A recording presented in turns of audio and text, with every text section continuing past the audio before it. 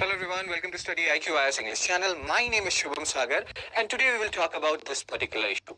Places in India which are safe or which will be safe from the nuclear attack. So there is a lot of posturing going on rather from Pakistan, and we are talking about a hypothetical scenario. We are in no way saying that this will happen or this can happen, but if a hypothetical scenario, if a nuclear attack happens, then which places in India are safe or safer? Why we are talking about this? April 30, around April 30, 2025, Business Today, they published this particular article, Survival Map, the few places in India that may escape a nuclear attack. So when we are talking about this news, this is the primary source, but this is not the only source. So what this article is saying, primary targets, when these kind of nuclear strike happens, let's say we strike Pakistan, or in some case, if Pakistan even think of striking us, they will think about these cities, or attacking these cities, or striking these cities, Delhi, Mumbai, Calcutta, Chennai, again you can see here, Bangalore and Hyderabad. And when and if they attack us or if they strike us, so if they are striking, let's say Delhi, then the adjoining areas, that is Noida, Gurgaon, all these areas will be impacted, right? So again, you will understand everything which we are discussing here. And let's take a scenario, and this is applicable to Pakistan also. Let's say we attack Pakistan, even in that scenario, we will target Karachi, Lahore and other areas. Again, a hypothetical scenario. Immediate casualties, how many people can die? And there are other questions also. When you're talking about nuclear bomb, which kind of bomb it is? Like, or, is it based on nuclear fission, fusion? If you know it, you can post it in the comment section. You can see how much casualties will happen. 7 lakh to 20 lakh immediate deaths. And then the consequent repercussions, which will be long-term as well as short-term. So destruction radius, you can see here, lethal radioactive fallout could extend over 50 kilometers. So this is not a joke. The way Pakistan is posturing, the way news channels are showing nuclear war, please just stop. This is not a joke. This is not a child's play. So now we'll talk about that whole posturing and everything. First of all, nuclear bomb. If we are talking from exam perspective, nuclear bomb based on what? Fission or fusion? What is your answer? When you see these kind of questions, the ideal way, if you're preparing for any exam, is you pause the video right now, you answer it in the comment section or you answer it in your text, and then you see whether you are correct or not. The answer is nuclear bomb can be both based on fission as well as fusion. So atom bomb, they are based on fission. Get up to 10% off on your first flight booking. Download the Make My Trip app now. And hydrogen bomb, they are based on fusion. So atom bomb, what will happen? Uranium, etc., they will break apart. And that's how they will release energy. In fusion, so different isotopes, etc., of hydrogen, they will come together, they will make helium. In that process, they will release energy. So this is the basic process here. The one thing which we have to understand, when these explosions happen, like, they can be both based on fission as well as fusion. Fission, atomic bomb, already done in Hiroshima and Nagasaki, but looks like we're not learning from it, and we are continuously we are continuously doing such posturing. What do you think of this view? Many scholars say that international organization, they should come together. They should include India, Pakistan and other countries which possess these nuclear weapons and destroy them all together, so that nobody does these kind of nuclear posturing which Pakistan is doing right now. Because again, Pakistan will also be the sufferer. Let's accept it. So fission bomb and fusion bomb. Fission split the nuclei, the bigger nuclei, uranium or plutonium. In the case of fusion, hydrogen, different prototypes or isotopes rather of hydrogen, they will come together, they will make helium. That is the basic process here. Deuterium, tritium. There are different concepts also. Isotope, isobar. Cool, isotones will not go there right now. We have much bigger things to talk about. So hope you understood the concept that nuclear bombs can be both based on fission as well as fusion. Let's come back to the article, because we have to understand, we have to know the places in India which are actually safe when we talk about nuclear attack. Nationwide impact, see, even regions which are not directly hit, they will be impacted because radiation will expand and its exposure will be larger. Food shortages, power outages, economic collapse, all these things will happen. So again, Pakistan, beware when you are talking about these things, because all these things which we are talking from our perspective, that will be applied in your case as well. So collapse of infrastructure, you can see all these things will be collapsing. How will, like, normal operation will come to a halt, and maybe we are not there to see even these normal operations. Survival would face challenges like accessing medical care, electricity and basic necessity. So now, if this is the case, if these will be the impact of a nuclear attack, why are news channel, both on this side of the border and on the other side of the border, why are they provoking it? what are they not understanding the repercussions? If we can understand from this basic news article and other sources how disastrous this nuclear war is going to be for, both of us, why are they not, understanding it? Why are news channels on both sides of the border, why are they provoking it? Long-term environmental consequences will be this: rivers will be gone, the air quality will be gone, there will be poison, air quality will be gone, and there will be long-term health issues as well. So now, and humanitarian causes, you can see, resource scarcity, disease outbreak and whatnot. Survival prospect. Now let's come to the topic, the actual topic, the thing which we are discussing. Who will survive this nuclear attack? Who has better chance to survive this nuclear attack in India? So the author is saying of that particular article, urban centers, since they are primarily targeted by these nuclear weapons, so there is very less chance that any big urban center will survive. But the small isolated farming villages, self-sufficient communities, etc., they can survive. What are the examples of these small isolated farming villages? They're talking about northeast.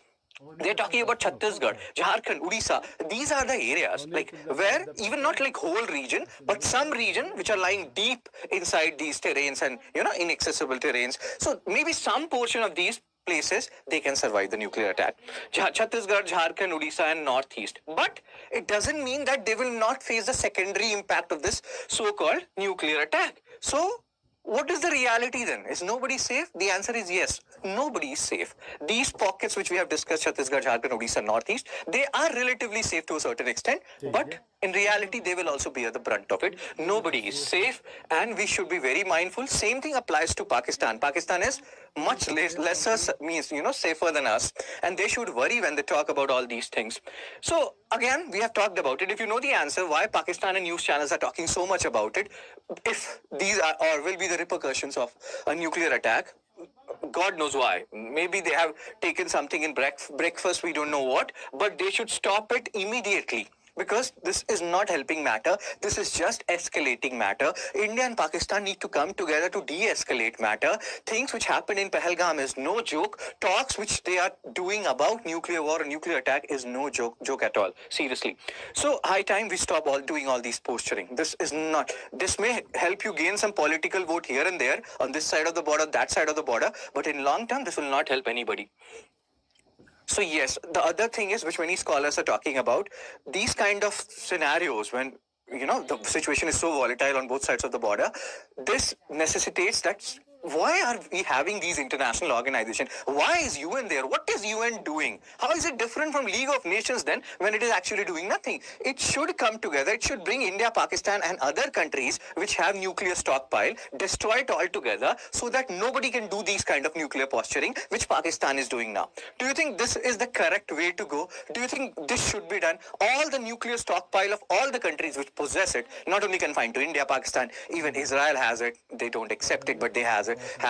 USA means Russia, all these countries, China, etc., they should destroy their nuclear weapon. Because again, a nuclear war is no joke as it has been made by or portrayed by Pakistan and so many news channels on both sides of the border.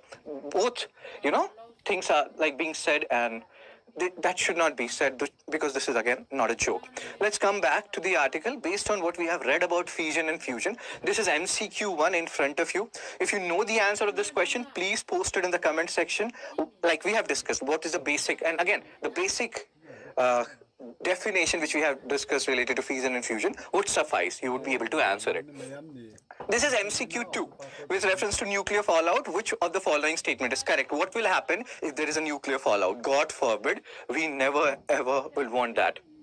Seriously, and think about it, nobody would want that. It remains confined to the blast radius, does not affect distant areas. It can contaminate water sources, air and soil over a wide area. It is harmless once the initial explosion is over, and it has, the point is, it has no effect on food production. So what do you think are the answer of these two MCQs? If you know it, you can post it in the comment section along with the views. What should be the way forward? Should all countries of the world possessing nuclear weapon, should they destroy these nuclear stockpile of theirs altogether? Because if it cannot happen that India destroyed single-handedly, everyone has to destroy. Then only we can get rid of this, nobody will be posturing about the so-called nuclear war.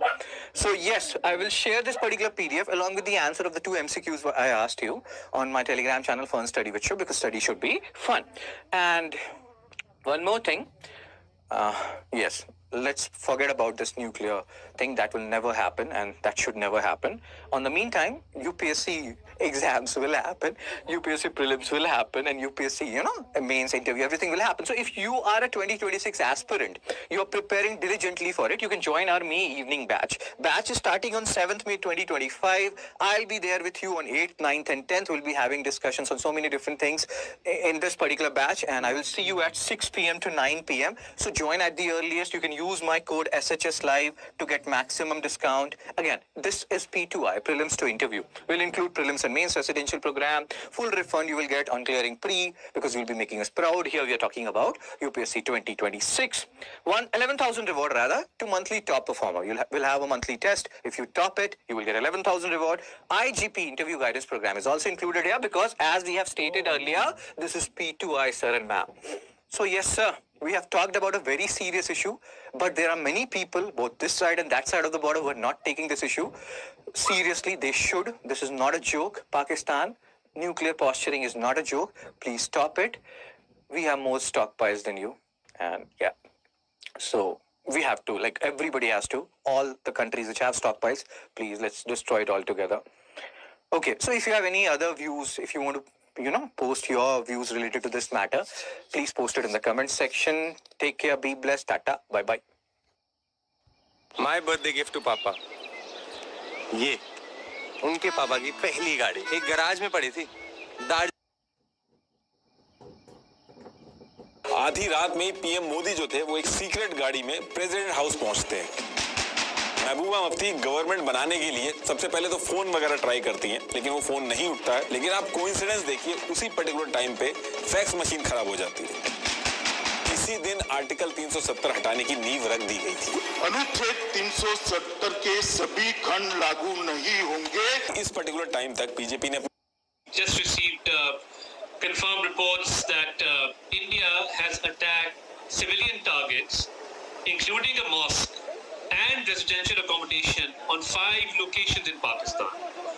And as per the initial reports, there are casualties including women and children.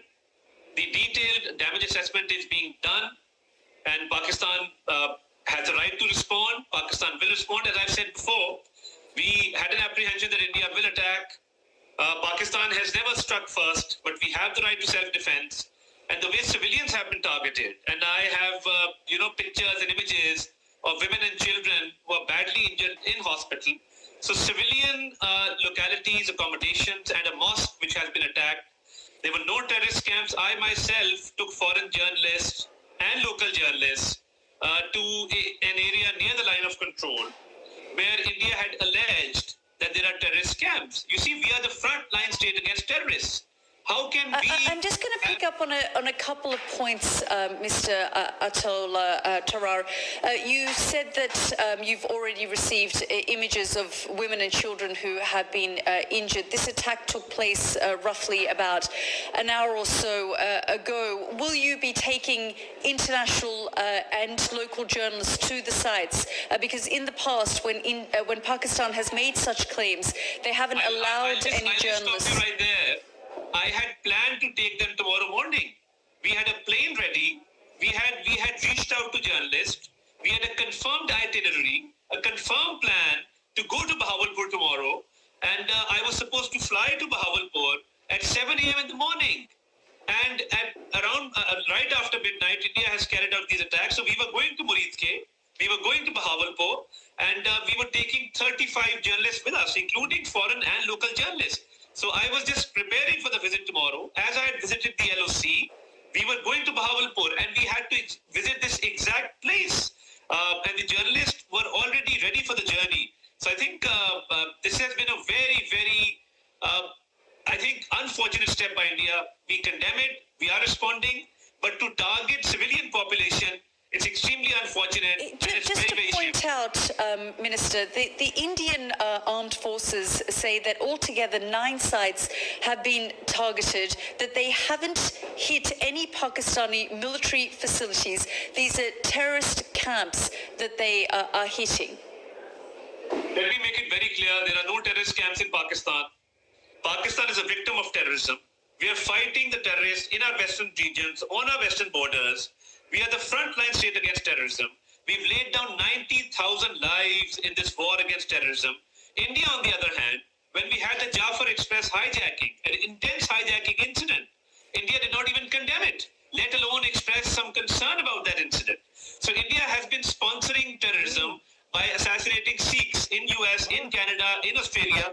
We captured a spy by the name of Kulbhushan Yadav, who's a commissioned Mr. naval Tarar, officer. can I just point out to you, on my program just a week ago, your defense minister, Khwaja Asif, admitted that Pakistan has for decades had a policy of funding, backing and using terrorist groups as proxies in the country. In fact, in 2018, President Donald Trump cut military aid to Pakistan because he accused Pakistan of playing a double game. So when you say there are no terrorist camps in Pakistan, that is going against what General Pervez Musharraf has said, what Benazir Bhutto has said, what your defense minister said just a week ago. In fact, what Bilawal Bhutto said to me a few days ago, he said that terrorism and funding and backing terrorist organizations has been and was part of Pakistan's history. Post 9/11, let's talk about post 9/11 scenario. And let me be very clear. Post 9/11, Pakistan was the frontline state, and we still are the frontline state in eliminating terrorism. You see, when we are the guarantors of world peace, because we are a wall between the terrorists and the rest of the world. I would like to invite you to Pakistan to come and see the site. I have been to Pakistan, sir, and we know that Osama bin Laden was also discovered in Abbottabad in Pakistan. So these accusations on Pakistan, including your defense minister making the admission, is there, and that is why part of the reason... What the defense minister was referring to, I think he's been misinterpreted. You see, there was a Soviet invasion back in the 80s, and obviously we were countering the Soviet invasion at that point in time. That's part of history, and we were allies of the US. So post 9/11, the scenario changed completely, and Pakistan made a lot of sacrifices. Pakistan is still laying down lives against terrorists. Even today in Balochistan, there was a terrorist attack. We lost 7 soldiers. So you see, Pakistani politicians, Pakistani soldiers, Pakistani officers, Pakistani military, Pakistani police, they've been giving numerous sacrifices. So there's no question at all, madam, of having terrorist camps in Pakistan. That contradicts Western intelligence, the State Department. There have been many, but I just want to focus you on this particular incident, sir. How will Pakistan now respond?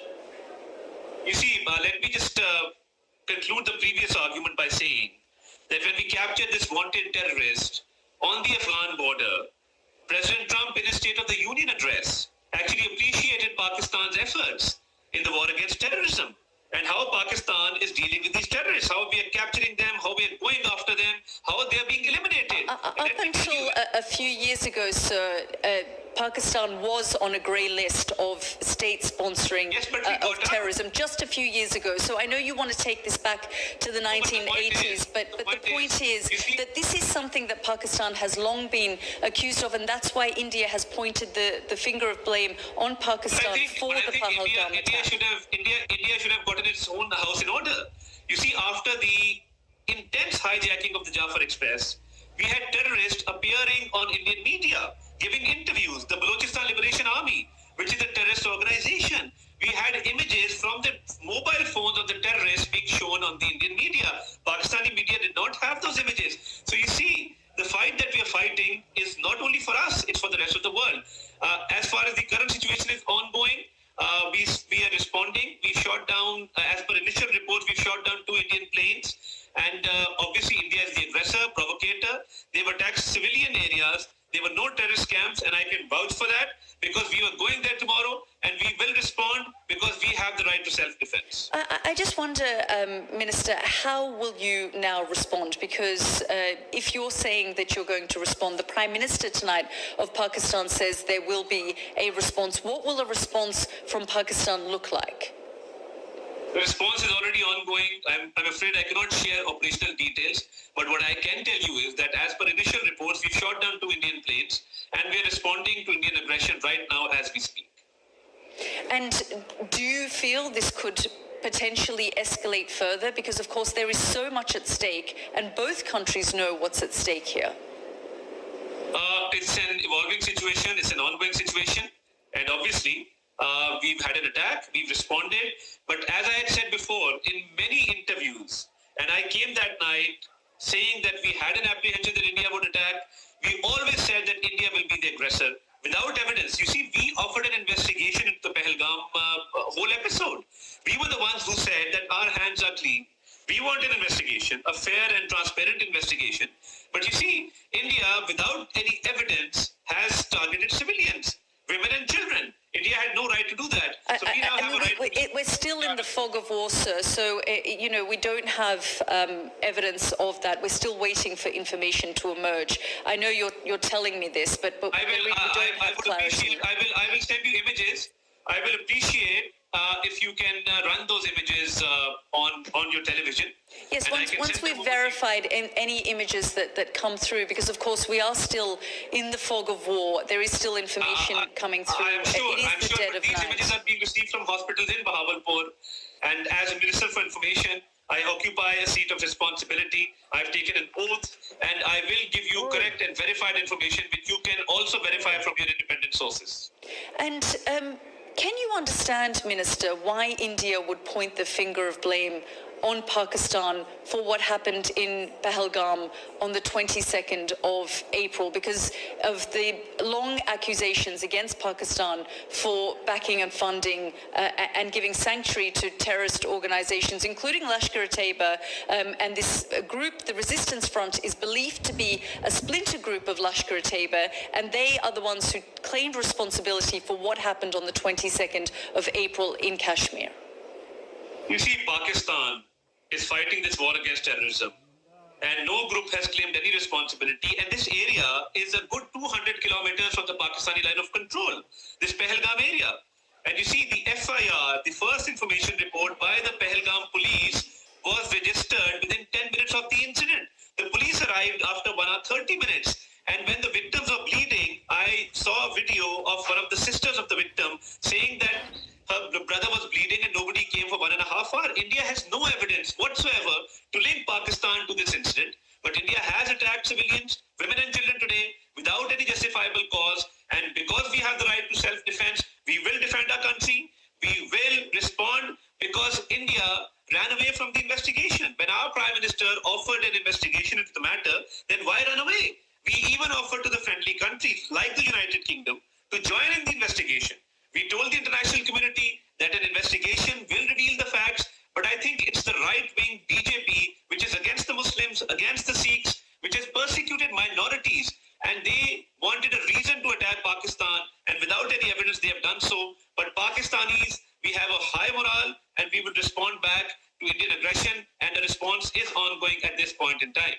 Well, the reason, like I said, that India has pointed the finger of blame because of your country's history and links with different terrorist organizations, which, as I said, in the last Trump administration, they cut military aid. Your country was on a grey list for a number of years, including just a few years ago, Osama bin Laden was discovered near a military base in Pakistan in quite an affluent area. US Navy SEAL Special Forces conducted that operation without telling Pakistan, who were their allies at the time, working with them in the war in Afghanistan, because they couldn't trust the Pakistani defense and intelligence and military establishment. And so because of Pakistan's reputation in this area, that is why Indian officials have said, based on the information they have, they've pointed the finger of blame on Pakistan because the Resistance Front, a splinter organization linked to Lashkar-e-Taiba, which is linked to the ISI in Pakistan, is believed to be behind this attack. I deny these allegations completely, and I don't agree with your view, because we in Pakistan, our 4 generations have fought terrorists. Even now in Balochistan, in Khyber Pakhtunkhwa, we are fighting terrorists day and night. Our western region, our western borders, all over, Pakistan is facing terrorist attacks every second week. If you're talking about the history, the Soviet invasion, the Cold War between the US and the Soviet Soviet Union at that point in time, well, that was a different story. But Oh, I was post talking 9/11, about 2009 when Osama bin Absolutely Laden should was be. there, But or post 2021 when the but you see- Taliban returned to power in Afghanistan. I think- It but was I with think the that- support of Pakistan that they were able to do that. That's slightly unfair because Osama bin Laden was not being harbored by the Pakistani authorities or the They were Pakistani- near a military base. I mean, you have very strong see- intelligence. No, that was very far away from the site where he was recovered.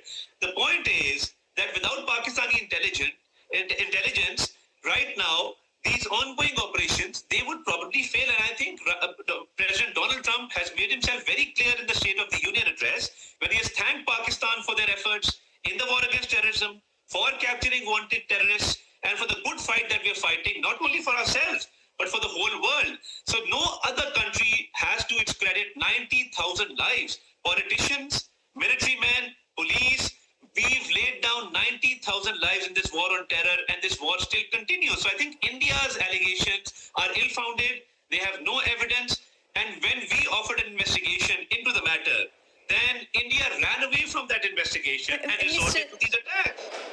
Mr. Tarar, I mean, the world is waiting to hear and see how Pakistan responds and whether this situation escalates further. India says justice has been served. They accuse you of being behind the Pahalgam attack, and they say they have responded. Do you believe now a line can be drawn in the sand? I think India will now face Pakistan's very fierce response because we are never the aggressors. And regarding Pahalgam, as I said, the Indians are questioning their own government, that they have no evidence, they have no facts, and they ran away from the investigation, which Pakistan had offered, and they attacked our civilians, they attacked our mosque today, they attacked 5 localities. Pakistan will now respond and respond very, very effectively. Make no mistake, because our desire for peace should not be mistaken for our weakness. And what about India harboring terrorists, assassinating Sikhs in US, in Canada, in Australia? And when we captured their spy, Kulbhushan Yadav, we have numerous incidents where India is involved in targeting Pakistani localities, and they have been involved in terrorism, not only in Pakistan, but in many countries around the world. So I completely deny what you're saying. Minister, what do you expect from the international community? Do you expect President Trump to step in, intervene? Do you expect the UK government to try and de-escalate the situation? You see, absolutely, people will be concerned about the situation, and countries around the world have expressed their concern. But our diplomatic efforts, we've presented our case to all friendly countries. Our Prime Minister had a telephonic conversation a few days back with Marco Rubio. He spoke to the Iranian President, he spoke to the Malaysian President, he spoke to the UN Secretary General, he met the ambassadors of United Kingdom, he met the ambassador of Saudi Arabia, United Arab Emirates, Kuwait, Turkey, China. We presented our case before the world, and we had already told the world that India will attack. I had said that in my press conference, and that is exactly what has happened, because India is the aggressor. Without any evidence, they wanted to create an atmosphere. India says it's altogether hit 9 targets. They've said that they were focused, they were measured. They've described this as hitting terrorist infrastructure. You say it is not terrorist infrastructure, and you will give access to international media as well as local media to be able to access those sites. I know you said you were going to take them there tomorrow, but in the past, when we have seen these sorts of strikes, the Pakistanis have shied away from giving access.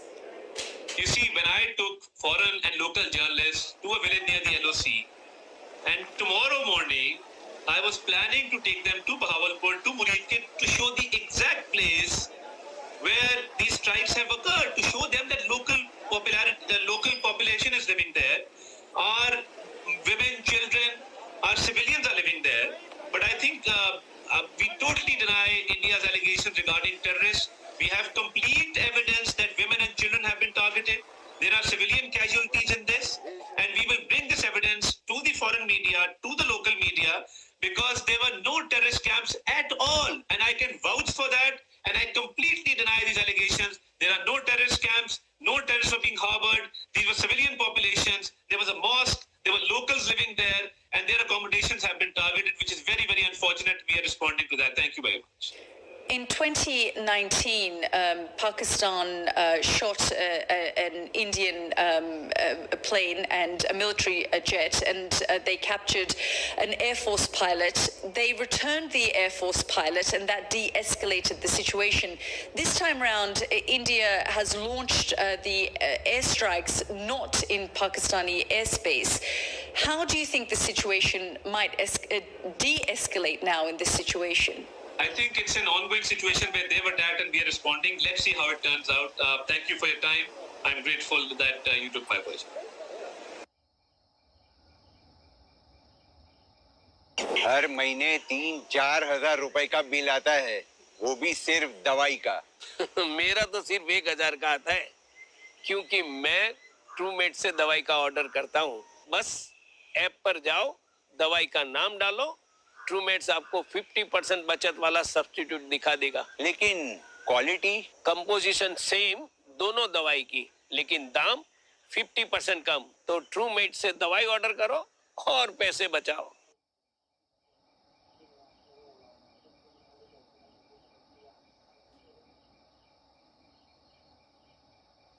My friends laughed at me for buying this, and now they ask me where I got this.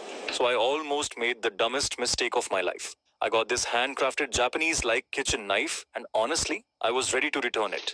I did not expect it to be this crazy. But before I was going to ship it back, I figured I'd at least try it. Since I've already wasted thousands on those cheap knives that can't even slice butter on a warm day. And guys, holy this thing didn't just cut. It glided through everything like some kind of kitchen laser. That's when I realized I wasn't just keeping it. I needed to get more as a gift for my friends and family as soon as possible. I called up their support team immediately. They explained to me that since the Yes, it began around this time yesterday, and 9 targets so far we know have been hit. More than 37 people, civilians, have lost their lives. This includes women and children. Their pictures, videos are all around in the media, not just Pakistani media. About 58 or 59 are injured, some of them grievously. It is a serious matter because 37 people were being buried all over Pakistan today. So it is a very, very serious matter. Of course, Pakistan wanted to avoid it. We have been saying for the last 14, 15 days, let's investigate the matter. International investigation. Pakistan is ready to join the international investigation, including UN Security Council, so many countries have requested for de-escalation, but instead of listening to that, India chose to attack yesterday. Hi, Commissioner. You say that Pakistan didn't want it to escalate. Do you still not want it to escalate? We never wanted it to escalate. The attack has happened. 37 civilians have lost their lives. Of course, our National Security Committee, that is the chief decision-making body led by the Prime Minister, it met today. And of course, a statement has come out of it. A final decision will be of the Security Committee. Let's see how it pans out today. I mean, in your assessment, and I've been speaking to Pakistani ministers who say they will respond, from your assessment, what could that response look like? No, it is not for me to predict what it would be. Pakistan's first choice was peace, and we insisted on that. We chose the best way forward, that we thought that, okay, don't believe us. Don't believe the Indians, believe the international community, tell them, and an international inquiry can... In terms of an investigation? Of course, that is I just want to point out to investigations, because in 2001, the Indian Parliament was attacked. Pakistan was invited to be part of the investigation. In 2008, the Mumbai attacks took place. The finger of blame was pointed at terrorist groups that had arrived into Mumbai from Pakistan. Pakistan was called on for an investigation. In 2016, the Uri attack, Pakistan was invited to be part of the investigation. In 2019, the Pulwama attack took place. Pakistan was invited to be part of the investigation. At all of these different junctures, Pakistan may have cooperated on the surface, but it didn't do anything to prevent these terror groups from flourishing within the country? First, we have to have our facts right. Somebody has given you the paper, but he has No one not, has given me this paper, actually. I spoke to, and I've been documenting and If I may. following this, but please, If I may. but this isn't a paper that the someone facts, has the just... facts have to be right. The 2008, it was not that Pakistan was invited every time, as you say. No, Pakistan itself said that there should be an investigation. And all these investigations are pending because lack of Indian collaboration. It is the, let me complete. No. I just want to point out, because Prime Minister Modi was criticized for inviting Pakistan to Delhi to be part of an investigation at one point, and yet Which investigation? it was either the 2016 the Uri attack or the 2019. No, it can be either. We're talking of facts. There was no such thing that he was criticized for something. By the Indian public. It is pending, but maybe, I don't know, but it is pending because India unilaterally in 2019 decided to throw all international law under the bus and withdraw the Article 370. Since then, there is no dialogue. The SAARC summit, SAARC is the organization which runs South Asia, which should have led South Asia to development, 1.7 billion people. It is dysfunctional for one reason. India doesn't want it to move forward. 2016 November, the summit was to be in Islamabad. 9 years have passed. Look where GCC has gone. Look where African Union has gone. But High Commissioner, I do want you to get your points across, and that's why we've invited you on the program. No, but this has to be clarified that it is not pending because of Pakistan. India has to provide the evidence. We have to collaborate. The delegations have to meet. The embassies have to interact. If they throw missiles at my country, how do we collaborate with them? And there is no dialogue since 2016 because they stopped everything. They walked out of the summit, which they agree. Facts, because I deal with it. Yes. First, on February 2016, India agreed to holding of SAARC summit. This agreement was in Pokhara in Nepal. I was there, and the date was agreed was November. Now they backed out of it. So you're talking about a summit versus India Dialogue.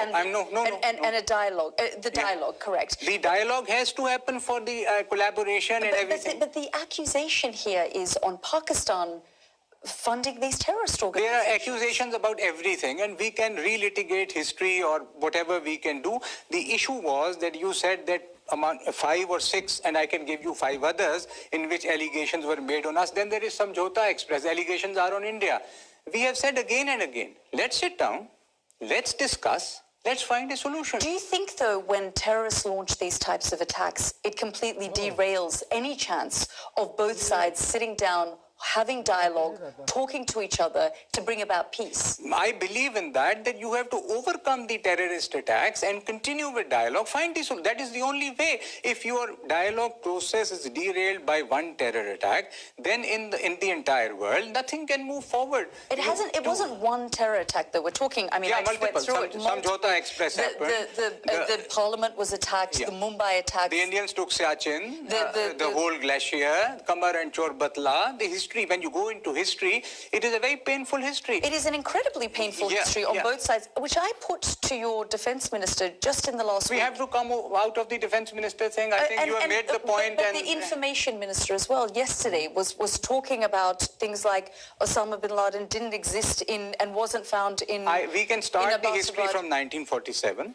And we can continue with it, and I can quote books, and you can. The issue, what is the issue now? 1.3 billion Indians, 250 million Pakistanis. Need to find a common ground. Need to find, and need to coexist. Yalda, this is very important.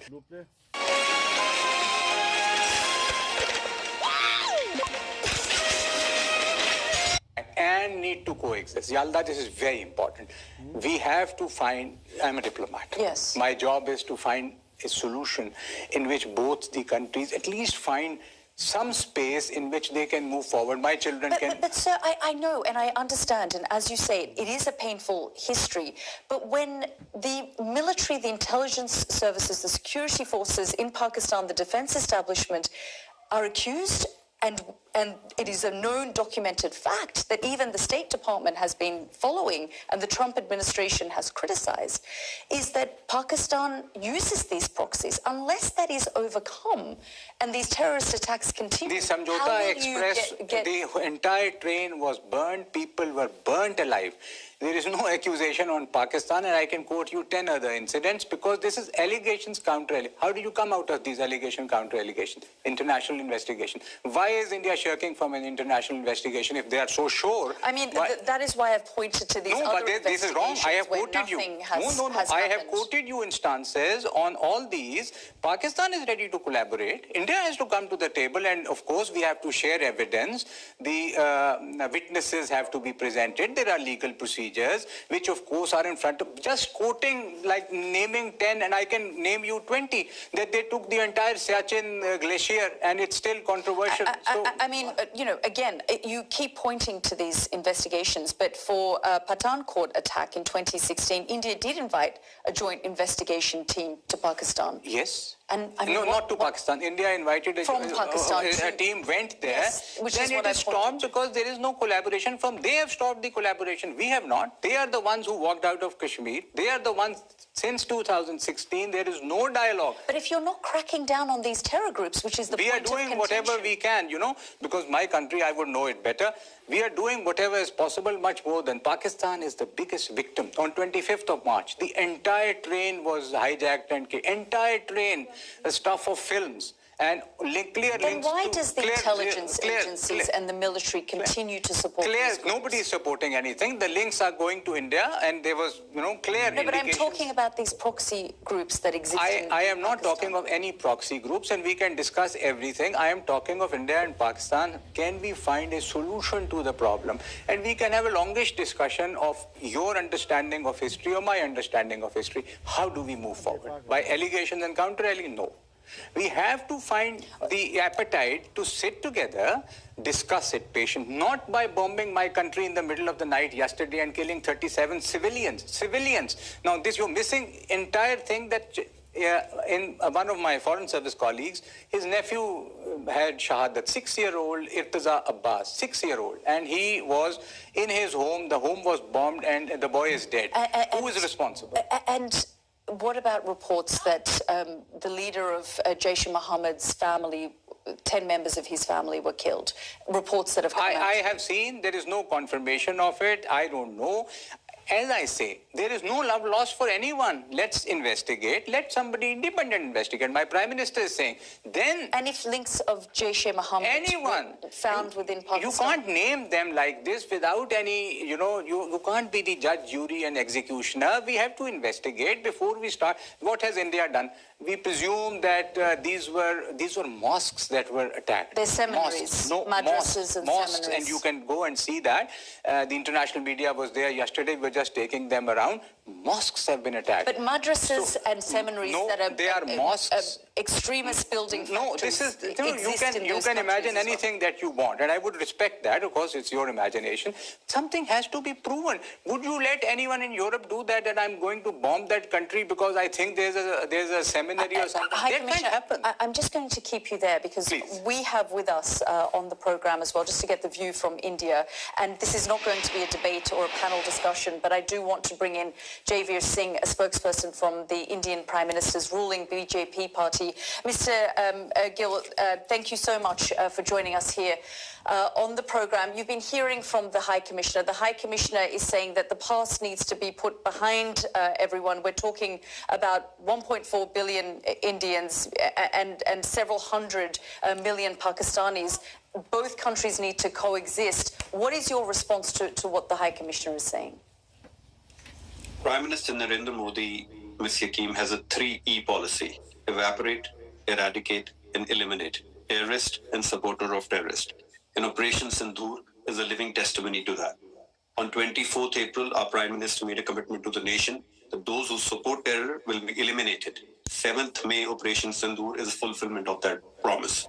As far as Pakistan is concerned, the message, our Operation Sindoor, is just not a mission. It's a clear message to Pakistan and the entire world that enough is enough, no more.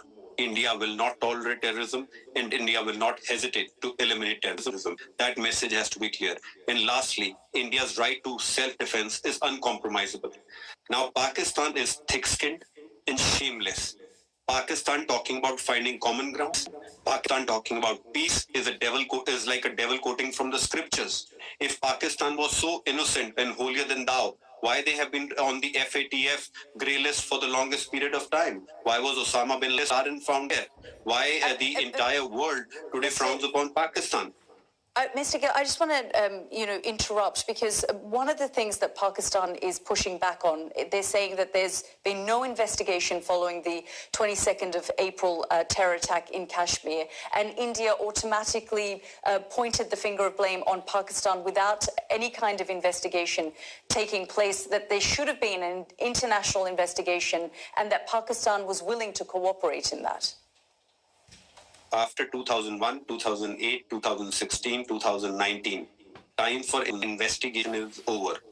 India is now all for action against terror camps. In fact, the ambassador sitting on your show and the entire Pakistan civilian population should be grateful to Prime Minister Narendra Modi that he has done what Pakistan army and Pakistan government cannot do, that is eliminate terrorists. Well, they're concerned about civilian populations being hit. They say that mosques are being targeted and civilian populations are being killed as a result of these airstrikes. Let me be very clear on your show. Terrorists are not civilians. Our press release officially from the government of India clarified with proof, visuals, no civilian, no military establishment, and no civilian houses were hit. 9 terrorist sites were attacked and hit to ensure those monsters who attacked India do not repeat the same mistake in their next 7 lives. That's a categorical statement. अगर आप business कर रहे हो तो अगला 1 minute आपका ego hurt कर देगा, तो कमजोर दिल वाले ना देखें. भारत का व्यापारी खुद को समझता है. Statement with proof.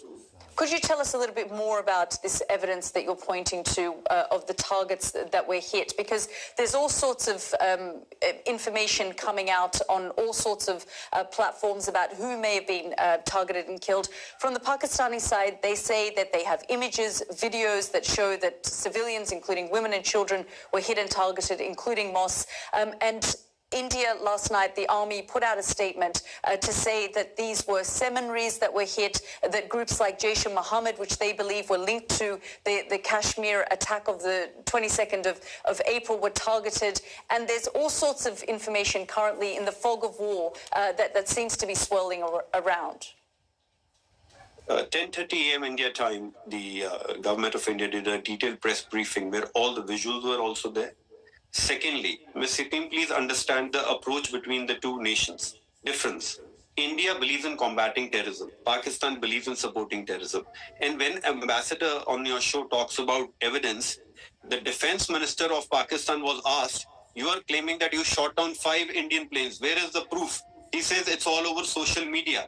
Now that is the kind of hallucination Pakistan suffers from. On the contrary, today Pakistan has hit a Sikh holy temple, killed children, hit civilians in Poonch. India is still warning that Pakistan should stop, resist supporting terrorists. Otherwise, Pakistan is already known as a country which holds a record for deploying their air force, deploying their army, and hitting Indian civilians for what? For the sake of pleasing terrorists in terror camps, which have put a begging ball in the hands of Pakistan? There is a reason. My last comment. India is the voice of global South, and Pakistan is the face of global terrorism. And we will slap that face hard. And there is no negotiation in that. Well, at this point, things are tense and have escalated on both sides. Will India back down now, draw a line in the sand? Because Pakistan says that it has no choice but to retaliate, given the scale of the attack last night. 2 quick points. Number 1, if Pakistan will retaliate, they will hit another self-goal and expose themselves and prove to the world that Pakistan is in support of terror and terror groups. Number 2, India will not back down. India is awake. India will not sleep till each and every terror camp in Pakistan is destroyed. Mr. Gill, thank you very much for joining us here on the program. Thank you. I just want to get your reaction, because there's clearly a lot of anger in India around this. It's going back to the root of what we were talking about, that terrorist camps exist in Pakistan, and India says that that's what it hit. On the point of the Pakistani Defence Minister Khwaja Asif speaking to television networks and saying that these fighter jets were struck down and referencing social media, that is an interview that I saw as well. Just your response and statement to that. First, we should always be civilized in our comments. So the kind of language, it's very nice. Even if we go to war with India, that doesn't stop me from being civilized. So my comments will be within civility. The jets shot down. I hope you have seen in the CNN now, there's this news item quoting a French intelligence person and clearly saying that more than one planes, Rafales, were shot down. More information is coming. I am no one to doubt CNN. It is a global name. It has published something. So there must be some merit to it. There are others, many others. I mean, I'm quoting the defense minister who was pointing to social media, not actual No, I am quoting you, CNN, and you can see it. Just one search. He spoke to CNN, the defense minister. Yeah, you can. What I'm quoting can be checked on CNN. This is a French intelligence. They are quoting. I'm not quoting anything. That their planes have been shot down. And we should be still, whatever we go to fight or not, we should be civil and we should have logic in whatever we are saying. Just by claiming that they are terrorists, I am this means nothing. Please, let me. Now you have. I do want to. I know you're making a civility. I know you're making a civility. This is not how it's my country at stake. It's not my persona that This is not acceptable. The kind of language that he was making. This is a reputation of your institution also. We should be, fine. We go to war. But that doesn't take us out of the civility. The anger you mentioned, or they mentioned, there's anger there. 37 of my civilians are dead and there's anger there. This is crazy. How did you think India was going to respond to this attack? Which attack? The 22nd of April attack that took place in Kashmir. You have to, for God's sake, you have to prove something. You can't be the judge. I respect you a lot, but whatever you say can't be taken on the face value. It's not me saying it. Symbol. There is a history of Lashkar-e-Taiba. There is a history of Lashkar-e-Taiba, the military, the ISI backing these groups. So we can go back and forth on this. But there is a reason that Pakistan was on a grey list. For many years. And up until 2022, the State Department said that there were terrorist groups and organizations within... Something was checked that this is okay, fine. The international community respect the law. They said that you're not on the grey list anymore. Accept it then. That's fine. Somebody must have checked. Somebody must have verified. There are institutions. So every madrasa, every seminary, I don't know. You should ask the FATF, na? If there's a question mark here, please ask the FATF. Then why did you take them? You have to respect something. You don't respect the UN. By you, I mean, them. That you don't respect the UN Security Council resolutions, which you accepted that you'll ask the people of Jammu and Kashmir whatever they want. They agreed to it. Now they have walked out of it. You don't accept the Indus Waters Treaty, the treaty that negotiated for 10 years and everything, and you say, we are walking out of it. A country which is like in a habit of not following international law is telling... I mean, they would say the same about Pakistan. No, but I'm quoting you. I know you are so, and I know that you're a diplomat, and I know that Pakistan's civilian government has long tried to distance itself with the history of funding and backing terrorist proxy groups. But that is also part of Pakistan's history, which Bilawal Bhutto has admitted to me, which your defense ministry has admitted to me. Is sadly not just any terror group. It is the Jammu and Kashmir dispute, which is there for 78 years. And that's why these terror groups exist within Pakistan, to target... No, they were there or not there. The problem remains, you are not ready to ask the people of Jammu and Kashmir what they want. You want to impose upon them Indian terrorism like what they did with Pakistan yesterday night. So terror groups go in and launch Pakistan will know, I never said that. Pakistan is not going to accept such kind of attacks. Let's be very clear. We cannot be cowed out because they launch missiles or something. We will remain civil. We will retaliate whenever we are attacked. There should be no doubt about that. High Commissioner, we're grateful that you've joined us on the program. Thank you very much, Alda.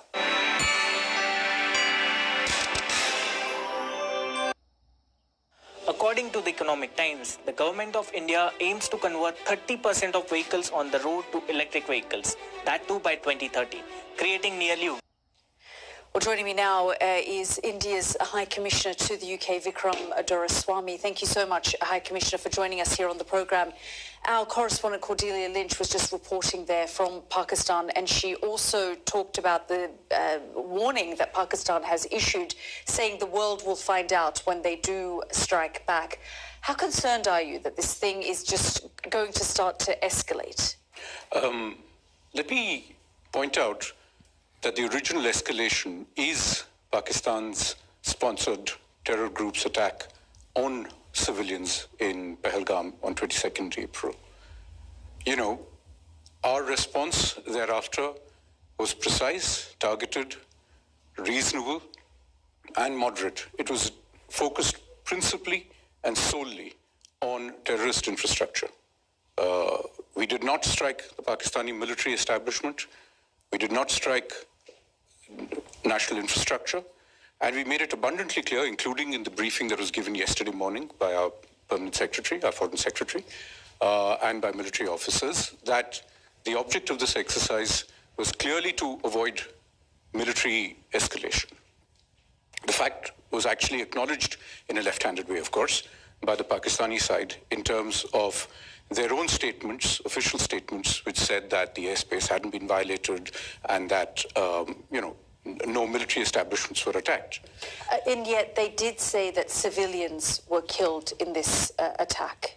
You see the images that they put out themselves. These were at places well known and identified even in Western media for many, many years as central points in the terrorism infrastructure of the Jaish-e-Mohammed, the Lashkar-e-Taiba, the Hizbul Mujahideen, well-known parts of that infrastructure and those establishments. Can you confirm that the leader and founder of Jaish-e-Mohammed's family members were killed in this strike? Well, they put it out on their own social media. This is not us confirming.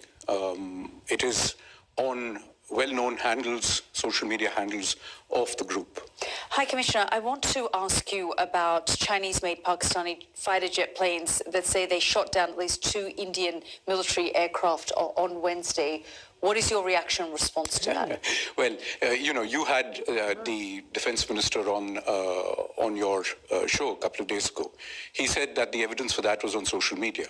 By that yardstick, today's media all over in India over the last 3 hours has reported the shoot down of 2 Chinese-made fighter jets and an F-16 and an airborne early warning platform. Well, High Commissioner, I don't believe, the point that I was trying to make, if I may just complete that, look, if it satisfies Pakistan's ego to say that they've done something, they could have used that as an off-ramp to move on. But clearly they chose not to, and they've continued to escalate the matter. This is a report I'm reading from Reuters based on 2 US officials telling Reuters this. They're saying it's the first time that Western officials have confirmed that there was high confidence that Pakistan had used the Chinese-made J-10 aircraft to launch air-to-air missiles against Indian fighter jets, bringing down at least 2. This is something that, let's ask Reuters, but my larger sense is that there is no evidence of that. We haven't actually confirmed any such thing. The better point is to ask actually if all of this is true and if Pakistan has essentially succeeded in making its point as it wanted to, why are they not stopping? The question you have to ask yourself, however, is the other one, which is that if Pakistan says it's retaliating, as my colleague, the Pakistan High Commissioner said here yesterday, what are they retaliating about? They're retaliating against attacks on terrorism infrastructure. So what does that tell you of their relationship with the terror groups? Well, they're saying that they're distancing themselves completely from Pahalgam, and they're saying they had nothing to do with it. They've said that they've asked for an investigation, and India has refused an international investigation that they were happy to cooperate in. Well, this is a story we've heard multiple times before. In 2016, after the Pathankot attack, which you referred to, we offered them an unprecedented amount of access to an Indian Air Force base, which had been attacked at Pathankot, DNA samples, telephone records, the whole works. It was supposed to be a joint investigation. We never got invited for the second part of it. And frankly, each time, if you go all the way back to 2008 to the Mumbai terror attacks, where a substantial amount of information and material evidence was provided to the world and to Pakistan, who made the same generous offer of cooperation, all they've used it for is to hide their tracks and to take away fundamentally what are assets of their deep state. Hi, Commissioner. I'm just going to keep you there because I just want to give our viewers and audience some context and bring that in. And I just want to pause for a moment, just remind our viewers how the two countries stack up against each other militarily. Now, India has over 1.2 million active personnel in its army. Pakistan has less than half of that, 560,000. In the Navy, India has 75,000 active personnel and Pakistan has 30,000. In the Air Force, India has almost 150,000 personnel, while Pakistan, again, has less than half with 70,000. But let's look at the Chinese factor now into the equation. China is by far Pakistan's largest weapons supplier, providing 81% of imports from 2020 to 2024. In contrast, Russia is your country's largest supplier, India's, and provided 36% of its weapon imports in the same period. How worried is India about the China factor? In 2020, basic SQL skills got you 8 lakhs per annum. In 2022, advanced SQL skills pushed you to... I don't see why we should be. The Chinese have a relationship with us also. Their own statements of yesterday from their Foreign Office and their Foreign Office spokespersons have been, by the broad metrics of the reactions elsewhere, been largely in the center. I don't see why that should be a factor. It doesn't worry you then that they supply such a high level of military hardware to Pakistan, 80% or so? And that's the accusation in terms of what shot down these two Indian military aircraft? Well, according to the same sets of unknown and unnamed people, we've supposedly shot down two Chinese fighters earlier today. I don't know if these are true. Nobody knows if this is true, unless actual evidence is put out of it, although the press is now suggesting in India that they even have, they've even had pilots who've ejected and been captured. Now, the reality is simply this. China requires a relationship with all of its neighbors, that includes us. Its defense relationship with Pakistan is long-standing.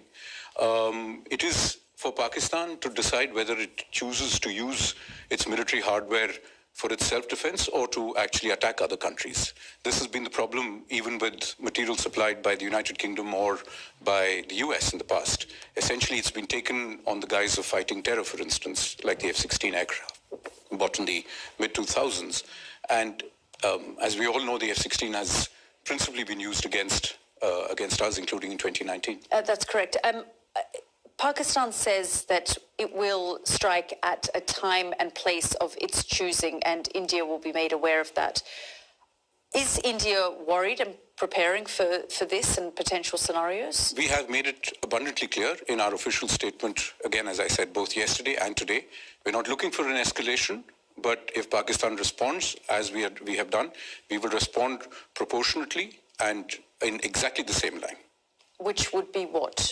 Targeting these terror bases or Well, not? look, if we have said if the military is attacked, we had not attacked their military. As they've now started trying to attack our bases, we've hit back at their air defense systems and at their units too. But I do want to remind everybody that for the last 15 days, they've also opened up artillery fire along the line of control, also in Jammu and Kashmir. So that has had a civilian toll. So for everybody who's worrying about that, this has been going on for the last 2 weeks. I just want to come back to this point on the Indian military aircraft. I know India is not confirming this situation. There are now Western officials coming out. The French have said that they have an understanding that the aircraft, the Rafale, that India has been hit. Are you concerned that you're going to continue to have this kind of loss? I don't think so. What is the purpose? First of all, we don't know if this has happened. But as a famous British admiral once said, the purpose of military infrastructure and hardware is for it to be used, right? If it serves its purpose, and it all serves its purpose brilliantly, I think there is little doubt that we have hit with great precision as many as 9 terror infrastructure camps.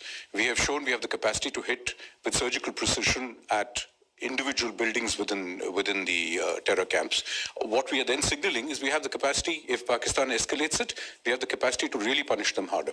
High Commissioner, I just have a minute left, but I've spoken to a retired general who, in Pakistan, who referenced India funding and backing the Baluch Liberation Army. They said that they have done that for years, and when I asked him about Masood Azhar, he said, well, their family members were targeted. Should we be doing the same to, the high-level militants from the BLA, the Baluch Liberation Army, that are seen and operate within Delhi? Well, look, let me show you this photograph of yesterday, I believe it is, to your viewers. This person here is a sanctioned terrorist under the American sanctions regime. His name is Hafiz Abdur Rauf. He's the brother of the founder of the terrorist groups that you're mentioning. Look who's behind him, Pakistani military. Look at the coffins there. They have the Pakistani national flag. If you're going to be giving terrorists state funerals, what does that make of your system? And everybody knows that for the last 30 years, Pakistan has used this as a means of subcritical warfare against India. If the international community really wants to be able to look at this and worry about it, the simple solution is to tell Pakistan it has an opportunity for an off-ramp. These are things that the world should have compelled Pakistan to do 30 years ago, and to compel them to implement their promises about taking down this infrastructure. It has not done so.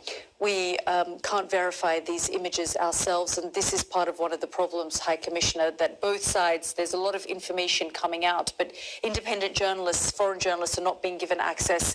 The Pakistanis have said, to me, you're free to come to the sites that have been targeted, and we can take you to the line of control as well with the military to show you what's been hit and targeted. And in the same way, the information that we find that we're getting out of, and this image that you've shown was shown at a press conference that the military in Delhi put out as well. But that is part of the problem here as well, isn't it, High Commissioner? I mean, there is an information warfare that's taking place, and independent journalists can't seem to get access to either side. Well, look, it is a fluid situation out there. I don't know how helpful it would be to have independent journalists or any kind of journalists wandering around in an area where there is active military operations happening.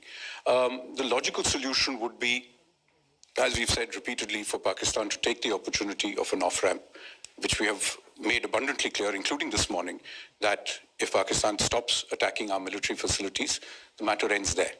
But it is for them to decide. High Commissioner, thank you for joining us. Thank you for having me. This is the second most toxic thing in your kitchen.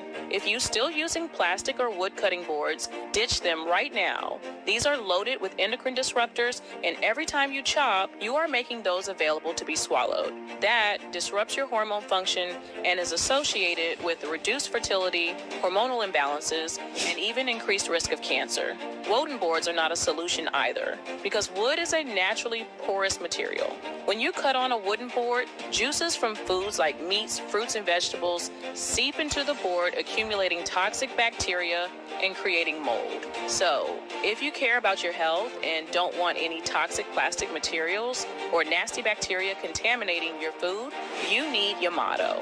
Yamato is a pure titanium cutting board that combines all the best features without the drawbacks. It was created by a team of health-conscious Japanese engineers, driven by a vision to eliminate the flaws of ordinary cutting boards. Today, Yamato is trusted by top chefs around the world and is revolutionizing kitchens everywhere. Why? Titanium is naturally resistant to bacteria, unlike any other material used in cutting boards, and it doesn't shed toxic materials onto your food, meaning that your food always stays pure without any contaminants. Also, titanium lasts a lifetime and is low maintenance compared to wood, which requires regular oiling to prevent cracking and warping, or plastic, which can warp or melt when exposed to high temperatures. Yamato can be easily cleaned with soap and water and is dishwasher safe. Surprisingly, it's also gentle on your knives. Even though titanium is a strong material, it is actually softer than steel used in most kitchen knives, helping to maintain the knife's sharpness for longer compared to some other hard materials.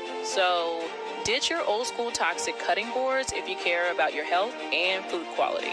Since launching last year, Yamato has sold over 750,000 cutting boards all over the world. Yamato is not available on Amazon or any major retailers. It's available exclusively through this online offer for a limited time.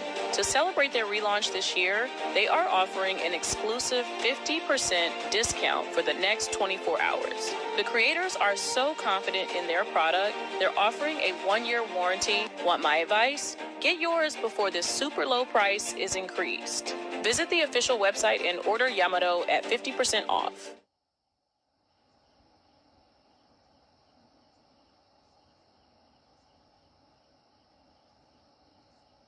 And so is Wing Commander Vyomika Singh. The briefing is just about to get underway.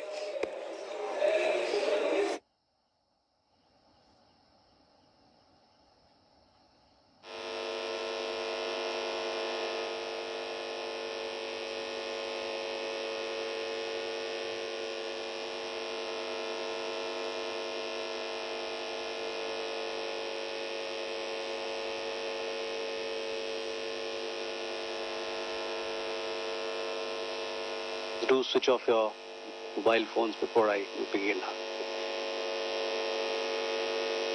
Good evening, ladies and gentlemen. I welcome you to this press briefing by Foreign Secretary Shri Vikram Mishri on the ongoing developments around Operation Sindoor.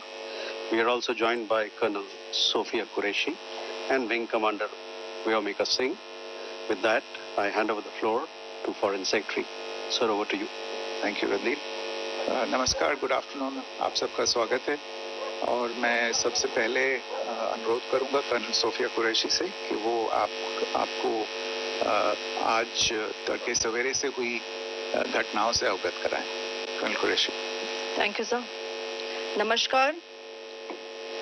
8 से 9 मई 2025 की मध्य रात्रि को पाकिस्तानी सेना ने सैन्य बुनियादी ढांचे को निशाना बनाने के इरादे से पूरी पश्चिमी सेना पर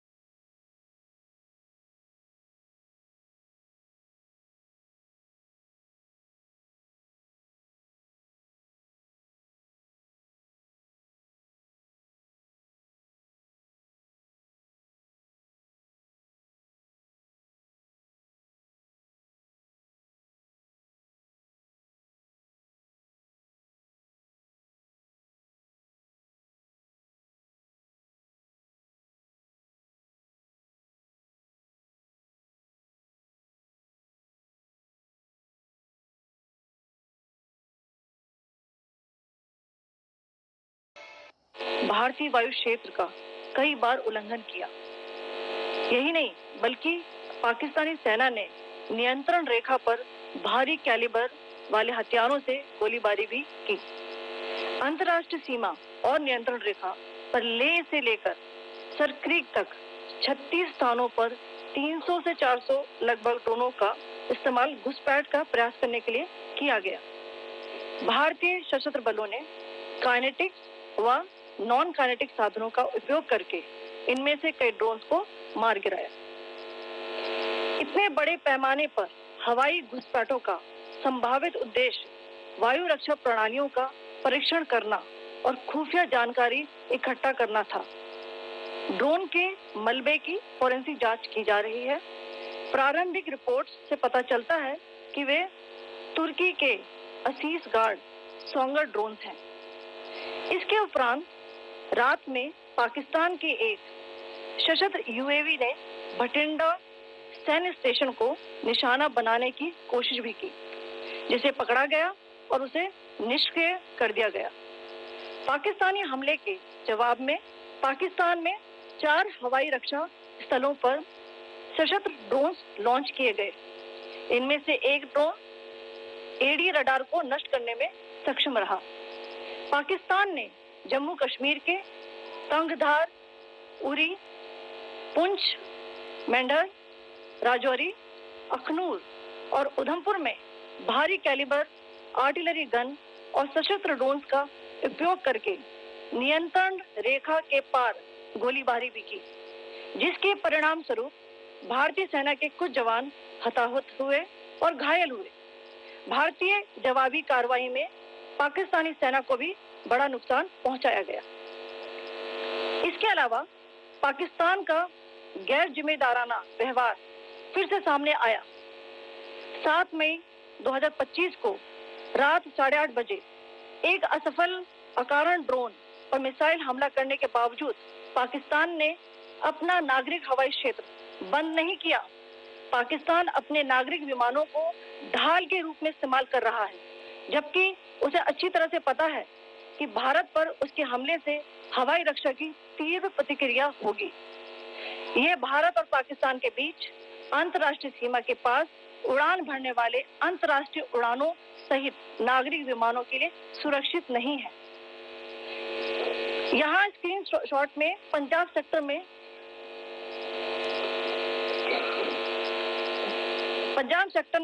हाई एयर डिफेंस अलर्ट स्थिति के दौरान एप्लीकेशन फ्लाइट रडार 24 का डेटा दिखाया गया है। जैसा कि आप देख रहे हैं यहाँ पर भारतीय पक्ष का हवाई क्षेत्र घोषित बंद के कारण नागरिक हवाई यातायात से पूरी तरह से रहित है। कराची और लाहौर के बीच के हवाई अड्डे मार्ग पर नागरिक एयरलाइंस उड़ान भर रही है। हाई अलर्ट किया गया है विमान फ्लाइनेस एविएशन का एयरबस 320, जैसा कि आप यहाँ देख रहे हैं, जो कि शाम को 5:50 बजे दमम से शुरू हुआ और रात को 9:10 बजे लाहौर में उतरा। ये सारा डिटेल्स आप यहाँ देख रहे हैं। ये डिटेल्स यहाँ लिखा हुआ है। Can you see this?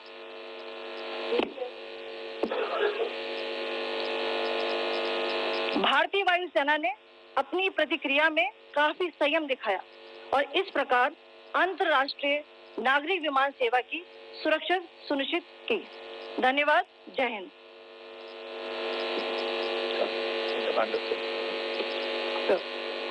Good afternoon to you all.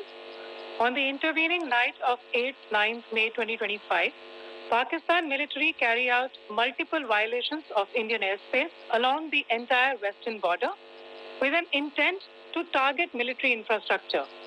Pakistan military also resorted to firing of heavy caliber weapons along the line of control. Along the international border and line of control, drone intrusions were attempted from Leh to Sar Creek at 36 locations with approximately 300 to 400 drones. Indian Armed Forces brought down a number of these drones using kinetic and non-kinetic means. The possible purpose of these large-scale aerial intrusions were to test the AD systems and gather intelligence. Forensic examination of the drone debris is being undertaken Preliminary reports suggest them to be of Aziz Guard Songa drone of Turkey. Later in the night, an armed UAV of Pakistan attempted to target Bhatinda military station, which was detected and neutralized. In response to the Pakistani attack, armed drones were launched at 4 air defense sites in Pakistan. One of the drones was able to destroy an AD radar. In the laning phase, use Granger's first skill to poke the enemy. When his energy gets low, use his second skill to replenish it and continue to poke with his first skill. In teamfights, use Granger's ultimate to poke from a safe distance and continue the attack with his first skill. When the first skill ends, use his ultimate again for more damage and to reposition. If enemies get close, use his second skill to create distance and continue dealing damage with his first skill.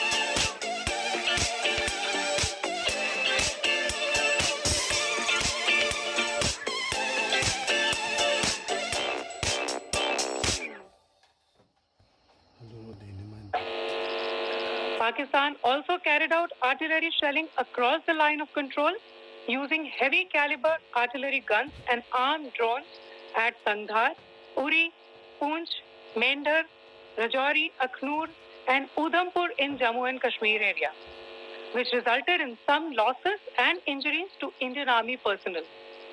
Pakistan Army also suffered major losses in Indian retaliatory fire.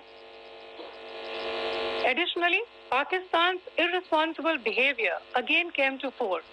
Pakistan did not close its civil airspace despite it launching a failed unprovoked drone and missile attack on 7th May at 8:30 hours in the evening. Pakistan is using civil airliners as a shield, knowing fully well that its attack on India would elicit a swift air defense response. This is not safe for the unsuspecting civil airliners, including the international flights which were flying near IB between India and Pakistan.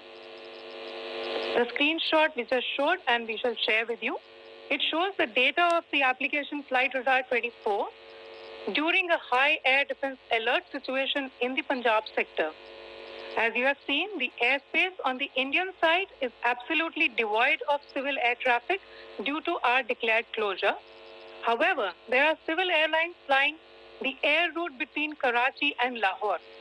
Amongst the other civil aircraft that you can see, we have highlighted an aircraft which is Airbus 320 of Flynas Aviation, which was originated from Dammam at 1750 hours and landed later at Lahore at 2110 hours in the night.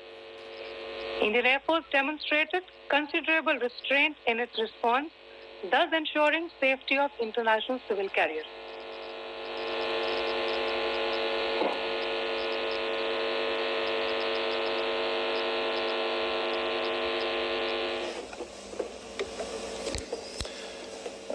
Thank you, Colonel Qureshi, Wing Commander Singh. I have just a few points to share in addition. कल रात की पाकिस्तानी सेना की कायरतापूर्ण गतिविधियों से आपको colonel Qureshi और विंग कमांडर सिंह ने पहले ही अवगत करा दिया गया है. These provocative and escalatory actions that were taken by Pakistan last night were targeted at Indian cities and civilian infrastructure, in addition to some military targets. The Indian Armed Forces responded proportionately, adequately and responsibly. ये जो हमले हुए कल रात को भारतीय सैन्य इकाइयों ने पर्याप्त रूप से और एक जिम्मेदाराना रुख अपनाते हुए इन हरकतों का उत्तर दिया. What I want to underline is that the official and blatantly farcical denial of these attacks that Pakistan carried out by the Pakistani state machinery is yet another example of their duplicity and the new depths that they are plumbing in their quest for disinformation. The other point in the same vein is Pakistani claims that they did not target or attack any religious places. You would recall that yesterday I shared with you an incident related to the attack on a Gurdwara in Punch. Instead of owning up to these attacks, Pakistan made the preposterous and outrageous claim that it was the Indian Armed Forces and the Indian Air Force that was targeting cities like Amritsar and trying to put the blame on Pakistan. This is nothing but a desperate attempt by Pakistan to disown its acts of aggression, but it is also true to type in its effort to deceive and mislead the world. It will not succeed. The Gurdwara in Punch in particular was attacked by Pakistan, and some local members of the Sikh community, including a Ragi of the Gurdwara, lost their lives in this incident, as I shared yesterday. TV पर आप इस हमले के चित्र देख सकते हैं.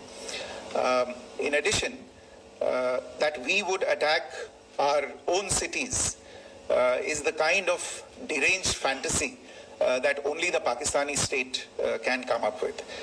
Perhaps they do it because they are well versed in such action, as their history would show.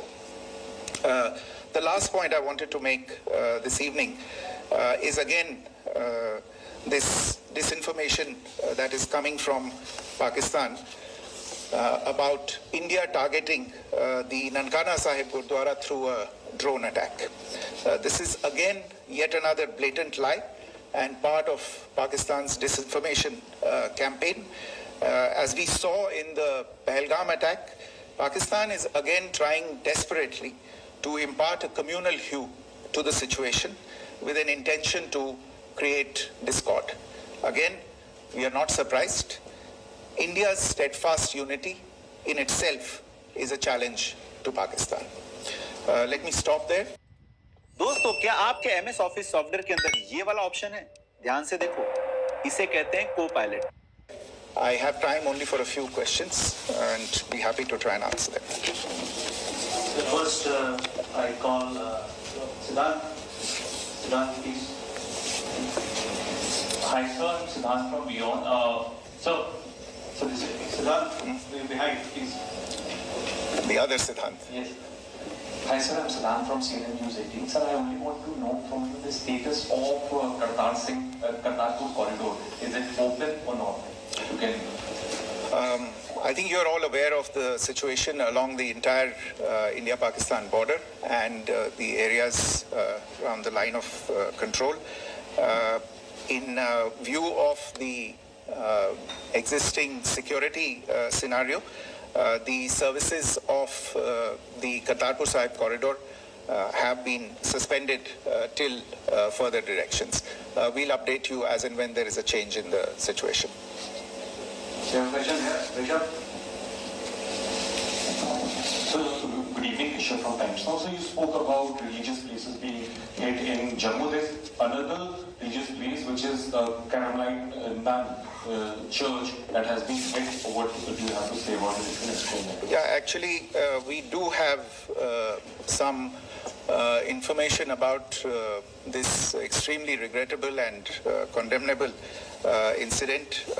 During heavy shelling across the line of control in the early morning of 7th May, a shell fired from Pakistan landed just behind the Christ School run by the Carmelites of Mary Immaculate congregation in Punch.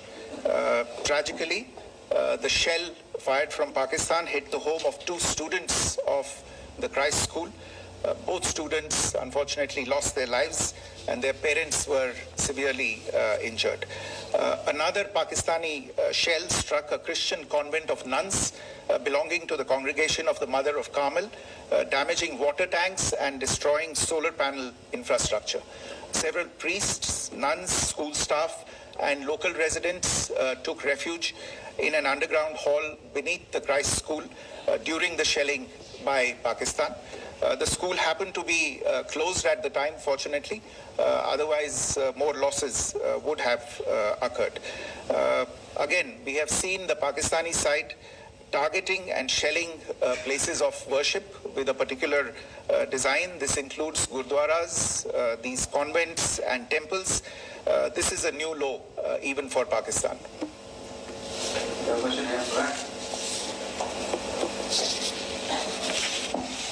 Sir Pranay Upadhyay अमर जहाज से sir कल आपने इसी podium से पाकिस्तान के IMF bailout को लेकर और इंडस वाटर ट्रीटी को लेकर जो टिप्पणी की थी उसकी पाकिस्तान में काफी तीखी प्रतिक्रिया भी आई और उसके बाद हमने देखा कि पाकिस्तान की तरफ से किस तरीके से लेह से लेकर भुज तक पूरी बॉर्डर के ऊपर जो इन्वेजन था वो किया गया।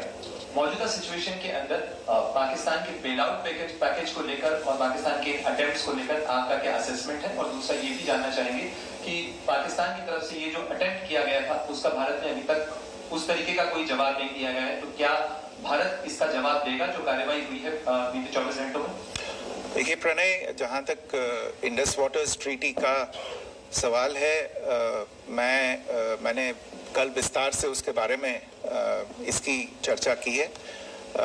Indus waters treaty is in abeyance and as such I have nothing further to add to the decision that was announced by the Cabinet Committee on Security. जहाँ तक IMF bailout का सवाल है, आपको ज्ञान होगा कि IMF की आज मीटिंग हो रही है। हम वहाँ पे अपना पक्ष रखेंगे और जो हमारा मत है इन चीज़ों को लेके वहाँ पे साझा करेंगे दूसरे मेंबर्स के साथ। ये बोर्ड पे निर्भर है कि वहाँ पे क्या निर्णय होता है। और जहाँ तक जो कार्रवाई हुई है उसका जवाब देने का जो आपने जो प्रश्न उठाया है, जो आज ब्रीफिंग हुई है, जो आपको सूचना मिली है, मैंने भी कहा है कि जो आज सवेरे तड़के सवेरे जो गतिविधियां हुई, भारत ने उनका एक जिम्मेदाराना पूर्ण तरीके से और एक पर्याप्त तरीके से उसका जवाब दे दिया है।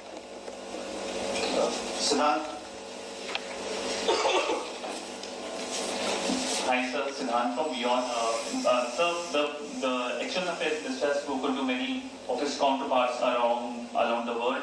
Yesterday he spoke to the US Secretary of State Marco Rubio. So what were the key areas of conversations during that call?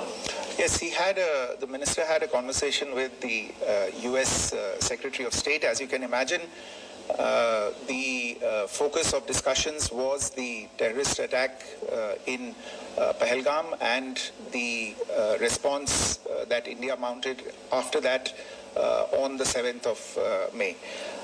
The Secretary of State shared his thoughts on these developments with the minister. The minister deeply appreciated the US's commitment to work with India in the fight against terrorism, and he also underlined the targeted measures that India had taken in connection with Op Sindoor. The minister also underlined that India would firmly counter any attempts at escalation from there. But in follow-up to that, as you are aware, there have been a number of other conversations. The minister had a conversation with the UK Foreign Secretary, David Lammy, today. There too, the discussion centered around countering terrorism, for which there must be zero tolerance. And I understand just a short while ago, the External Affairs Minister has also spoken to the Foreign Minister of Norway, Espen Barth Eide, which was also focused on recent developments stemming from the terrorist act in Pahalgam. One last question, Sudhi. Once again, thank you for doing this, Ranjan from Bangalore. Once again, India had struck Bahawalpur the other day, which is also connected with the murder of one of us journalists, Daniel Pearl.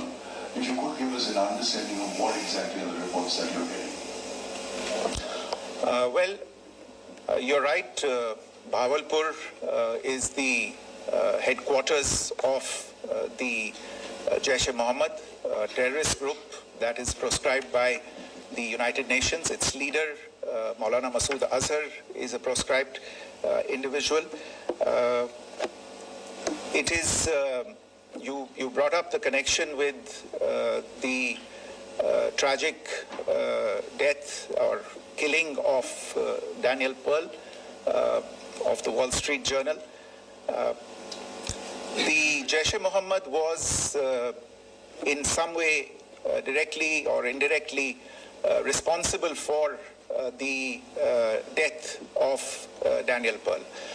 But the real connection is through Ahmed Omar Saeed Sheikh, the British Pakistani jihadi who was held in India but was finally released in 2000, and he was the person who lured Daniel Pearl to his eventually leading to his murder. So these are all obviously connected figures, connected individuals, connected institutions, and the attack on Bahawalpur, on that facility of the Jaish-e-Mohammed in Bahawalpur is, I would imagine, a fitting part of this unfortunate incident. Thank you all. Thank you, sir. With that, we come to the closure of this press briefing. Thank you very much.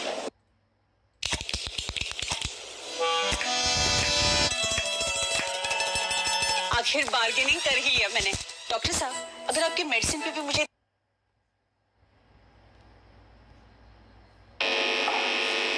Good evening, ladies and gentlemen. I welcome you to this press briefing by Foreign Secretary Shri Vikram Mishri on the ongoing developments around Operation Sindoor.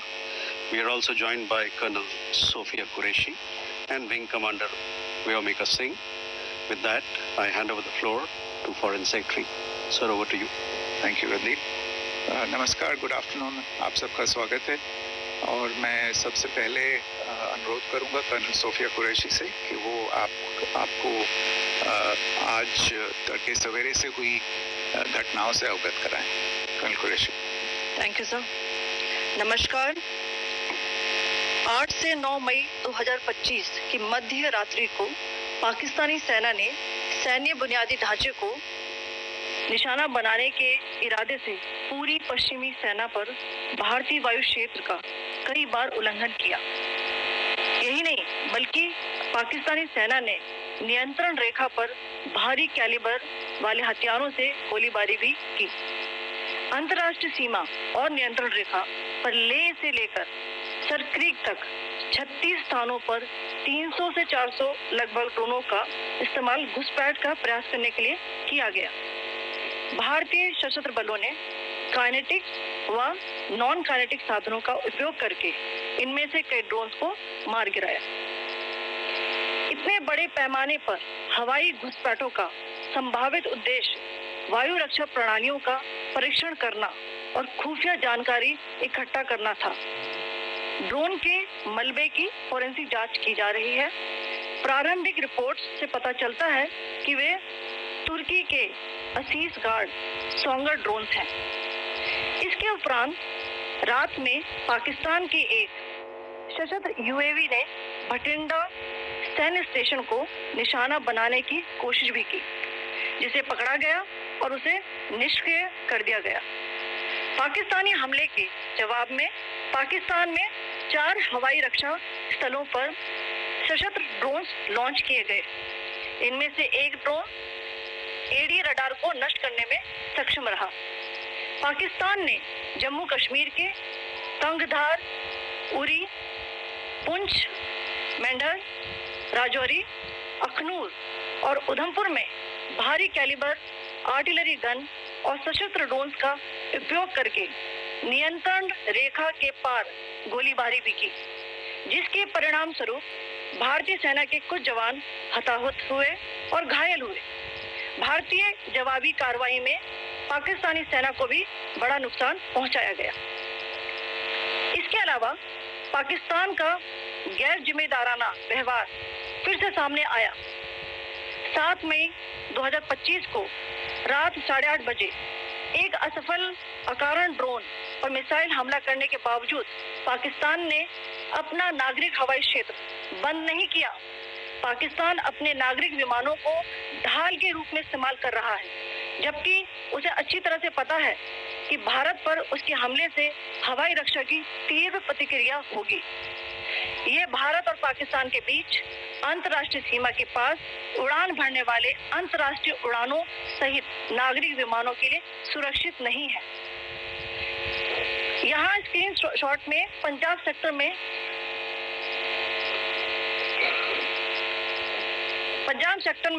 High air defence alert स्थिति के दौरान application flight radar 24 का data दिखाया गया है, जैसा कि आप देख रहे हैं यहाँ पर। भारतीय पक्ष का हवाई क्षेत्र घोषित बंद के कारण नागरिक हवाई यातायात से पूरी तरह से रहित है। कराची और लाहौर के बीच के हवाई अड्डे मार्ग पर नागरिक एयरलाइंस उड़ान भर रही है। हाईलाइट किया गया है विमान फ्लाइनेस एविएशन का एयरबस 320, जैसा कि आप यहाँ देख रहे हैं, जो कि शाम को 5:50 बजे दमम से शुरू हुआ और रात को 9:10 बजे लाहौर में उतरा। ये सारा डिटेल्स आप यहाँ देख रहे हैं, ये डिटेल्स यहाँ लिखा हुआ है। Can you see this?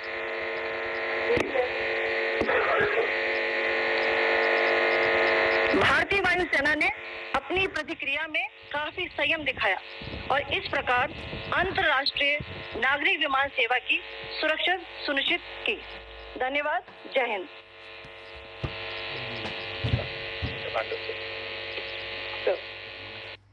My friends laughed at me for buying this, and now they ask me where I got this.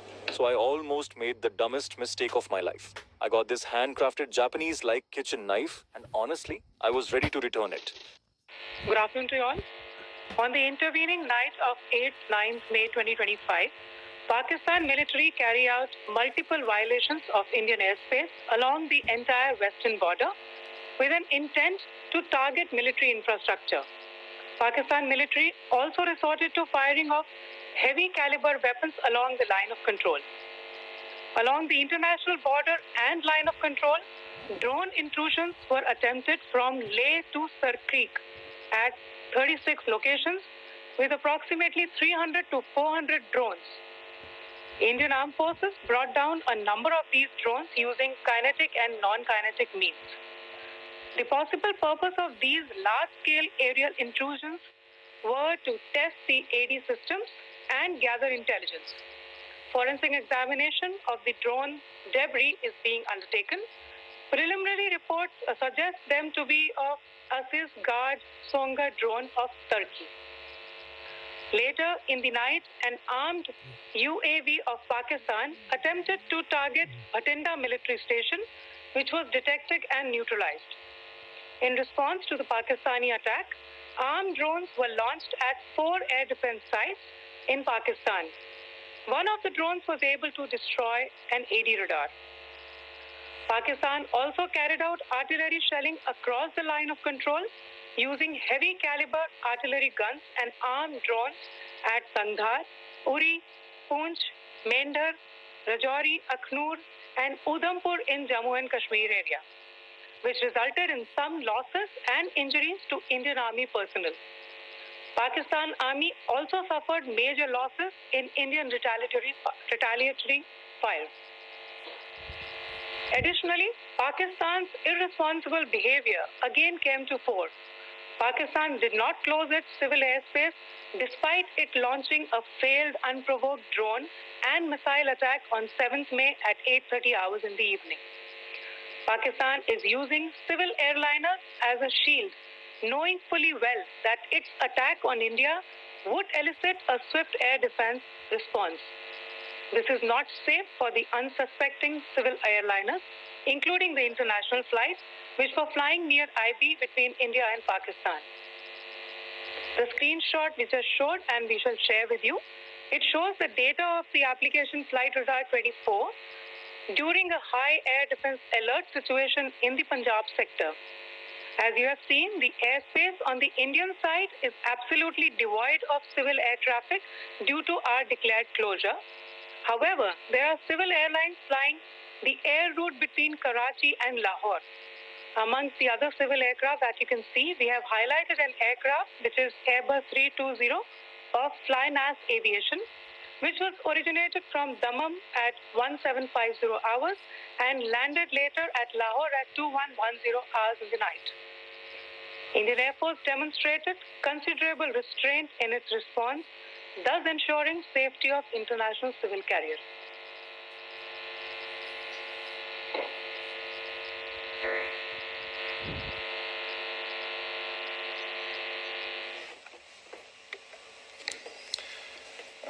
Thank you, Colonel Qureshi, Wing Commander Singh.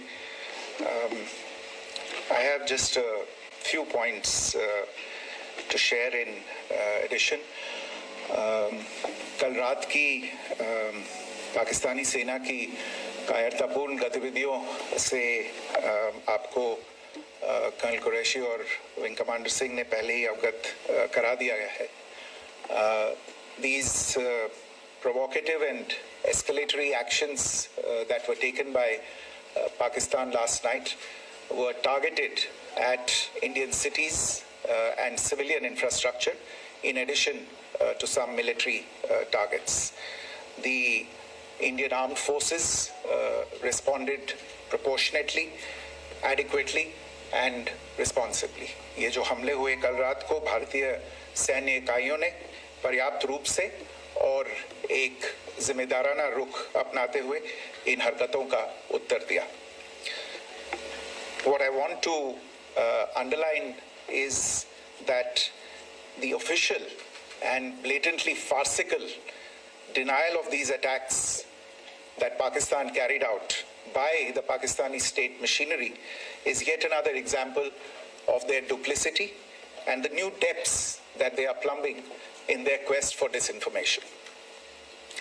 The other point in the same vein is Pakistani claims that they did not target or attack any religious places. You would recall that yesterday I shared with you an incident related to the attack on a Gurdwara in Punch.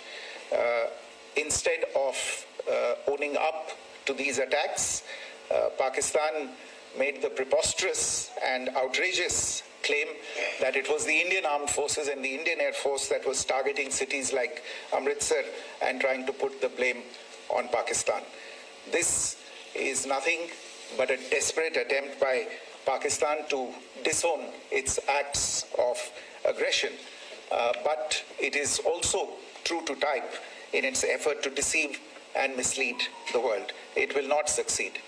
The Gurdwara in Punch in particular was attacked by Pakistan, and some local members of the Sikh community, including a Ragi of the Gurdwara, lost their lives in this incident, as I shared yesterday. TV पर आप इस हमले के चित्र देख सकते हैं. In addition, that we would attack our own cities is the kind of deranged fantasy that only the Pakistani state can come up with. Perhaps they do it because they are well versed in such action, as their history would show. The last point I wanted to make this evening is again this disinformation that is coming from Pakistan about India targeting the Nankana Sahib Gurdwara through a drone attack. This is again yet another blatant lie and part of Pakistan's disinformation. क्या आपको पता है economic times के अनुसार भारत सरकार 2030 तक road पर चलने वाले 30% campaign, as we saw in the Pahalgam attack, Pakistan is again trying desperately to impart a communal hue to the situation with an intention to create discord. Again, we are not surprised. India's steadfast unity in itself is a challenge to Pakistan. Let me stop there.